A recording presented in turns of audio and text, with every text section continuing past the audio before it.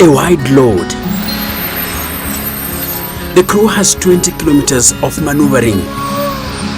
They have one job only.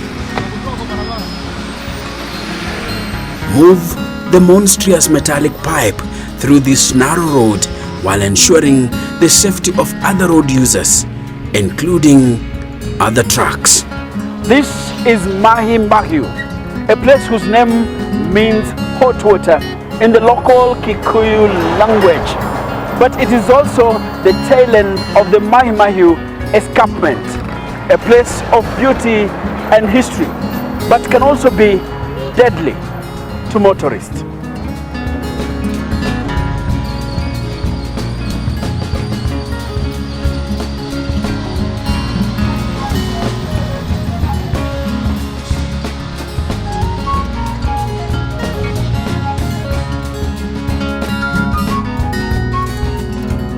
I am 1,747 meters above sea level, and it is quite magnificent. This is a place of many landscapes shaped by volcanic activity in the Rift Valley thousands of years ago.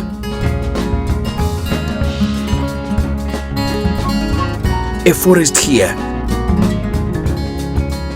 hills there, valleys, and a breathtaking cliff. Well, this place is beautiful. As you can see, that is Mount Longonot. A nice view, and you can see actually the escarpment, the valley down there, and we are not just the only ones who are enjoying this view. You can see these guys here have stopped here literally to have a nice view of the escarpment.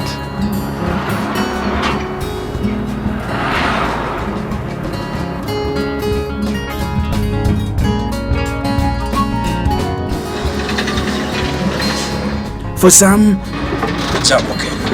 this is where their bread is buttered. Now you can have a look now. I do have a lot of money, souvenirs from all over the whole world. This is the state of Eritrea. This one is Eritrea. India. 5 pounds of. 5 pounds there. Central Egypt. This is for Uganda. This is 50,000. Yeah, this is the Bank of Emirates. That is Egypt. This is Malaysia. You know, most of the dollars we change. Most of the dollars and pounds we change. Yeah. Along the escarpment, a line of bitumen carves out of the rocky cliff.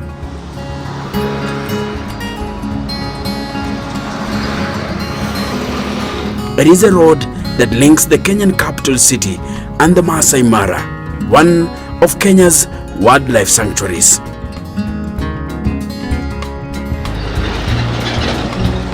But here, the state of travel is always unpredictable. Drivers on this road are always pushed to the edge of intense competition.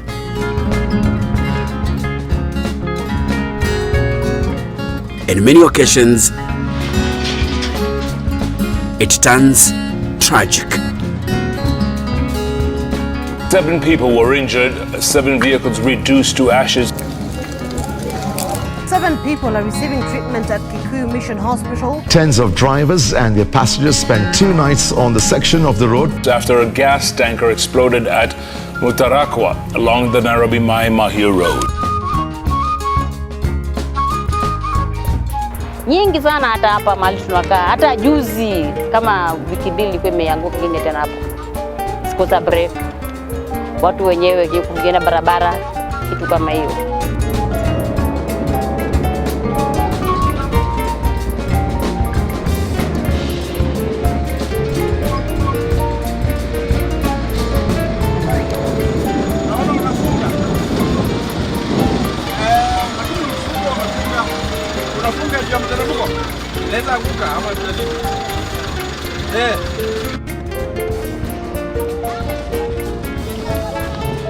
It is 11 o'clock. One Sunday morning.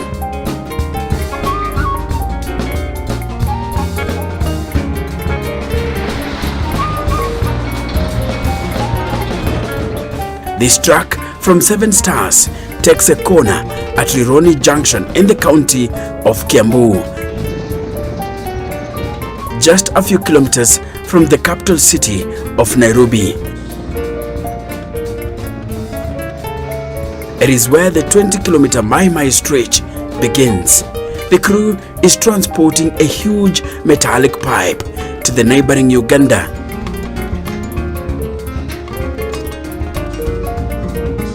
And they know they are about to join the most challenging part of the journey.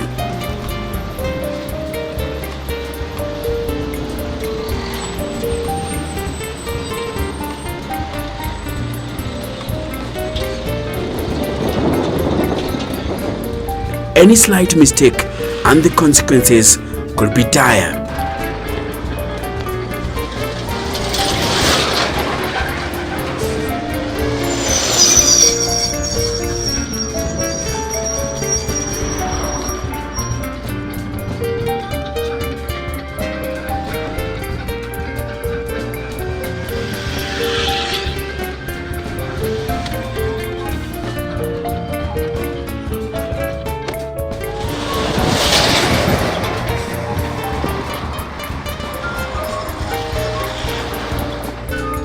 They hope bad news won't be coming out of the escarpment as they drive down towards Mahio town.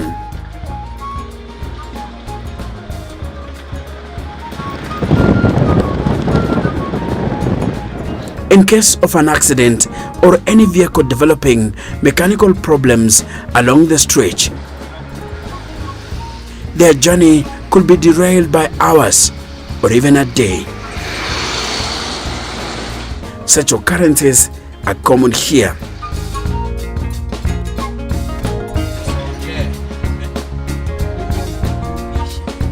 At 6 o'clock in the evening,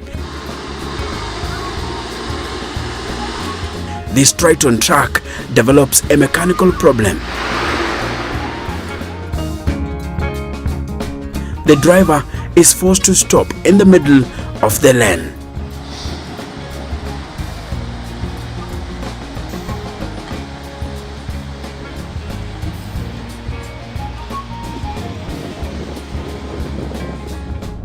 Well, a few moments after this truck developed mechanical problems and chaos have started already along this escarpment. As you can see, a long lane of trucks is already developing. Remember, it's always a busy road.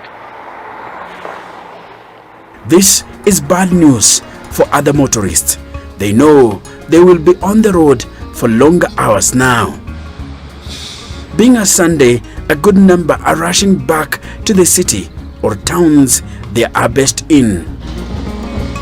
The economic value of this road cannot be overemphasized. It leads to one of Kenya's tourist destinations, the Masai Mara. It also links Kenya's capital city with Kisumu City and other counties like Bomet, Kericho, Kisii, Homa Bay, and many other places in the western region and the neighboring Uganda.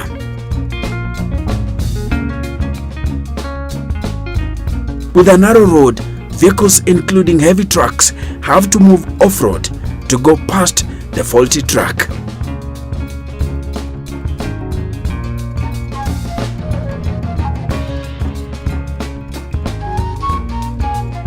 But for some, like this truck with a Tex container, it's a big no. Going off-road is like dancing with the devil himself. With this truck heavily loaded, the driver knows that any slight slip and he will fall right into the ditch. So he asks his co-driver to have his vehicles going up the escarpment to stop briefly and give him a chance to go past the stuck one.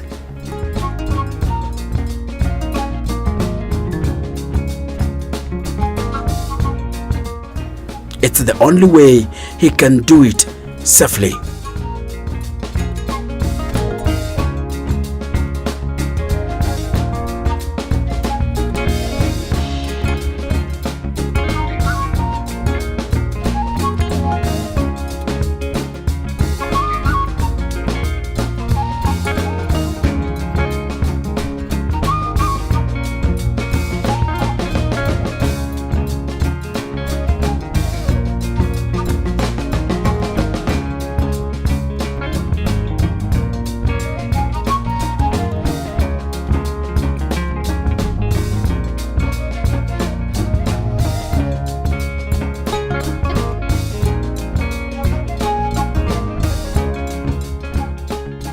Moving a heavy and wide load like this one along the escarpment requires precision and, more importantly, patience.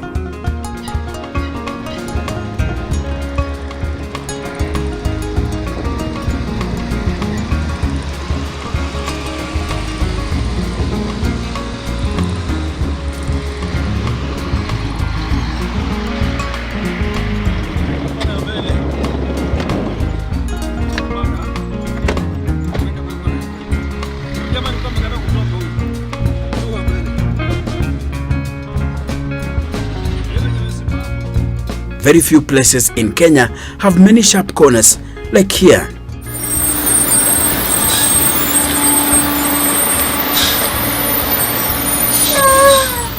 In some areas, the truck is forced off the road.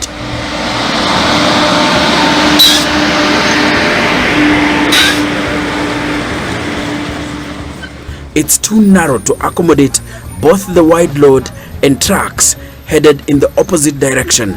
But as they move down the escarpment, it becomes tougher, and it's because of sharp and tight corners.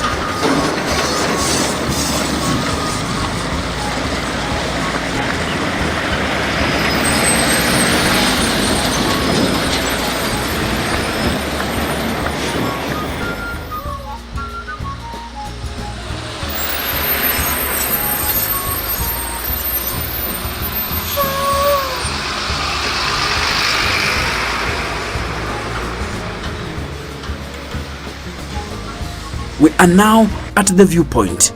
Here, despite the looming danger, motorists overtake and overlap dangerously.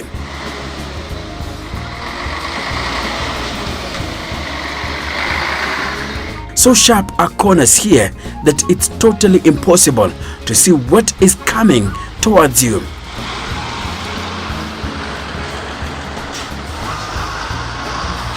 It is a fact many drivers ignore, and quite often it has led to tragic losses of lives.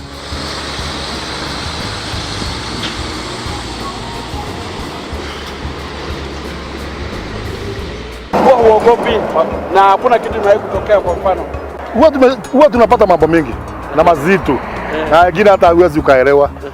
Tuko kwa kona, tuko beside the road, lakini huwa tunaweka mtu Mungu mbele.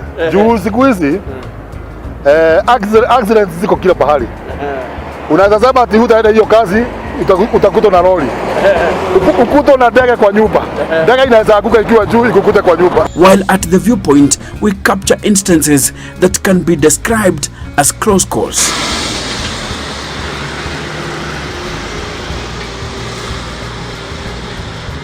Now look at this car accelerating up the escarpment.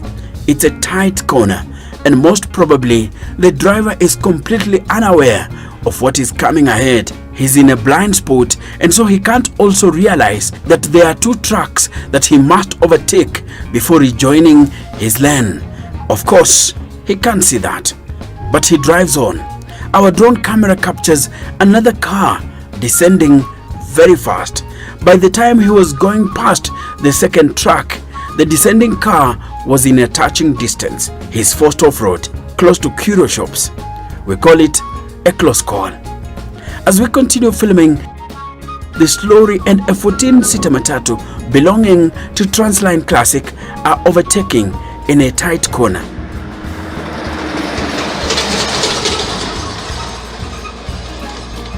By then, several trucks are descending. The lorry is suddenly forced off the road, almost hitting our cameraman.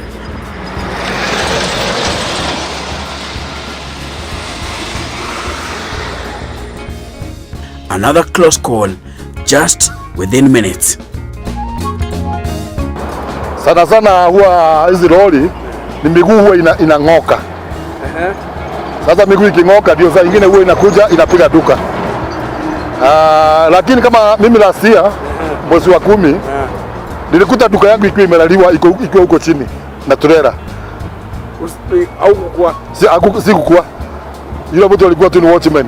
Nini ilikuja kwa akili yako? Kwa mfano mimi ningejiuliza what if ingefanyika mchana? Iliwahi kuja kwa naye Mungu hawezi kubali ifanyike mchana juu. Mungu hawezi kubali ifanyike mchana juu sisi hata sisi vifo zake. Lakini sana huyo driver mwenye lori yeye ndiye alikosea. Juu miguu yake iling'oka ikabaki pale, akaja kaweka lori hapa na juu alikuwa na haraka aende achukue miguu yake isiibiwe na hao wengine.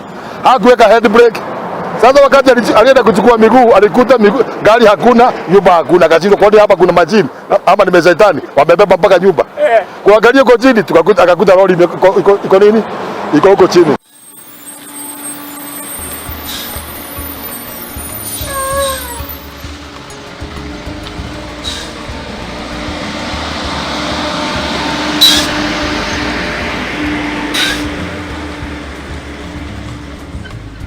So the crew moving the wide load is forced to temporarily stop. That is until the corner clears. It is where this police officer comes in. He must ensure this truck has sufficient space for maneuvering all the time it hits the road.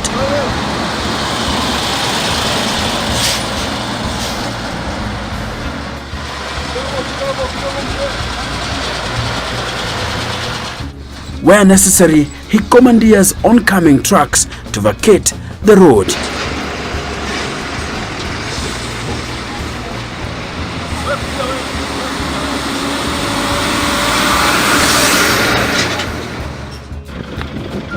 Vipi bwana?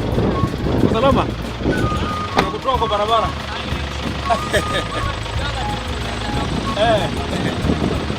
Kidogo tu.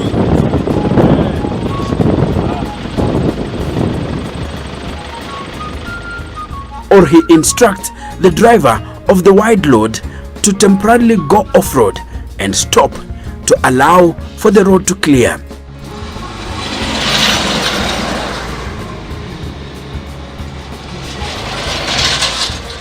In this corner is the greatest viewpoint of the escarpment, as George shows us. Ukiangalia pande huu utaona Mount Suswa, kuna satellite. Hii kamlima kidogo inaitwa Mount Margaret. Na iliitwa Margaret juu mwenye hiyo shamba alikuwa anaitwa Margaret. Wakati alifariki alizikwa pale juu ya hiyo kamlima. Kale kamlima. Haya, na ile ni Longonot. Longonot ni active volcano hata saa hii. Lakini juu tunapata stima kutoka kwa geothermal, ndio huwa unaona hiyo moto ilipunguka. Unasema geothermal ya Olkaria. Ya Olkaria. Alafu upande huo mwingine kuna Hell's Gate, where we have the best caves in Africa. Na ikiwa umeshaona movie ya Lion King ilishutiwa pale opposite next Mount Longonot. Then ukiangalia pande ile nyingine kuna zile milima zinaitwa Kenton. Maybe watu wengi wanajua Mount Kenya. Mount Kenya kwa upande huu imeanzia hapa Kenton, ukifika pale juu kidogo unaanza Aberdares, unaingia Mount Kenya. Unasema this is what we call the foot of Mount. This is the foot of Mount Kenya. Then ukiteremka hapa ile town mahio ni jina imechanganyikana Kimasai na Kikuyu. Maji moto, hot spring town. Juu sasa kuna pahali unaweza ingia pale Kijabi hata uwezi ukaoga na hiyo maji juu ni moto zaidi. Hiyo huwa inajulikana mahio hot spring town. George sells curios to foreign and domestic tourists and travelers who stop at the viewpoint to get the snippet of the beauty of the Kenyan Rift Valley. Hii ni mapu ya Afrika. Na Kenya ndio padrock ya Afrika. Unafungua Kenya, alafu una slide mlango, unaweka tu vitu zako hapa ndani. Kufunga unaanzia hapo, alafu unafunga. You created this yourself. Nobody can know the secret. Hii ndio huwa inanifurahisha sana. So you love this most? That is the most I love most. He has been here for over 20 years and he has seen it all. Wakati kuna gari zinaenda polepole, hizi malori zikiwa zimebeba mizigo, kuna hizi gari mingi 50% za mchanga huwa zinapelekwa vizuri sana. Lakini naye 50 ni kama mwazimu. Hiyo speed huwa anakuja naye ni baya zaidi.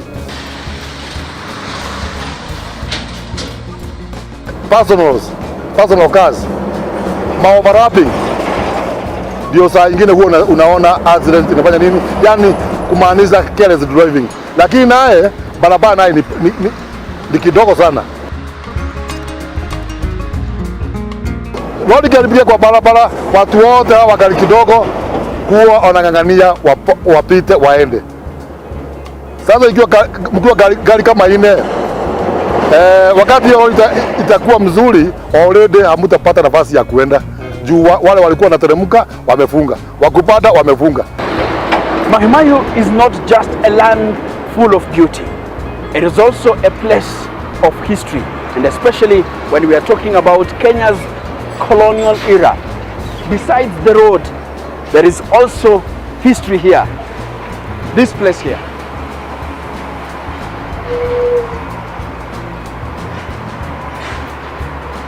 Habari yako? Nzuri sana. Hapa ndio kanisa iko. Ndio kanisa. Nasikia ilianzishwa kitambo sana hii. Yeah. Wewe unaitwa nani? Mimi naitwa Hana Nyakio. Hana Nyakio. Hapa ndio nyumbani kwako kimpango. Kimpango hapa ndio nakujaga kazi. Kila siku. Aha. Ya, nakujaga hapa, kuosha, kufagia, kutengeneza compound. Na una enjoy kabisa. Hiyo iko kwa roho yangu. The smallest church in Africa. In Africa? Yeah. Built by prisoners of war. Hiyo steps tatu tumekanyanga. It is God the Father, Son and the Holy Spirit. God the Father, Son and the Holy Spirit. And the Holy Spirit. Yeah. Aha. Yeah. Beautiful. Yeah. So Italians who built here were colonized with the road by British. By British. Yeah, about World War II. So Richard time, you know Italians are Romans, they are Catholics. Yes. That's why they built here. Remember they were captured in Somalia by British. And so built here, they were prisoners. And they were building this road from mahio to Rironi. And that's why you see the road has so many corners. Because there were no machines. You know, Italians are Romans, they are Catholics, and British are Protestant.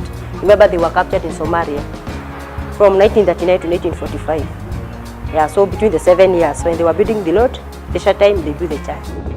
Indeed, this road is yet to be redesigned since World War II. The pressure exerted on this infrastructure by the rising number of vehicles is too much for such a narrow road. Even those of us who are not engineers can quickly tell that this is one of the reasons why Mahio stretch is a danger zone to motorists.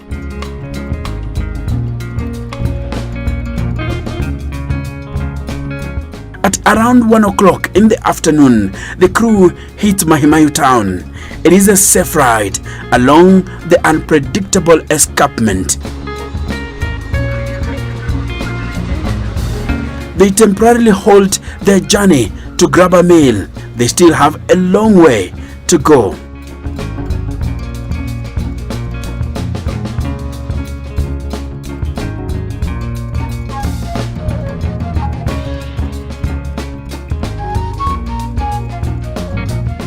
This town is a common stopover for travelers.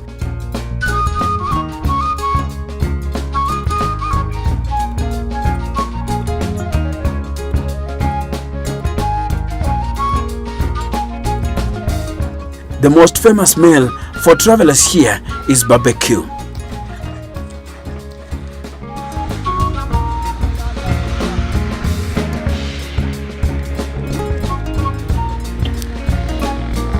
Or roasted maize for those using public transport.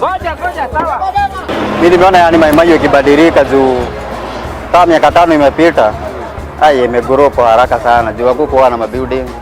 Reli imejengwa hapa hivi saa hizi. Hata naona hata watu wamekuwa wengi saa hizi. Makabila wamechanganyikana. Kitambo tulikuwa watu wachache sana. Ni Wakikuyu tu na Wamasai. Nakumbuka tu last time kama 25 tulikuwa na vita na hapa hivi ya Wamasai na Wakikuyu wakikombania maji. Lakini kwa sasa hadi maji iko. Tumeona tu watu wakibadilika.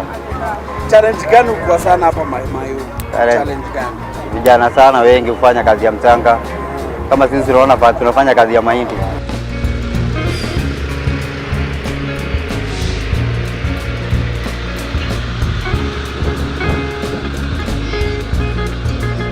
My name is Enoch Sikolia, and this is the Kenyan Historian.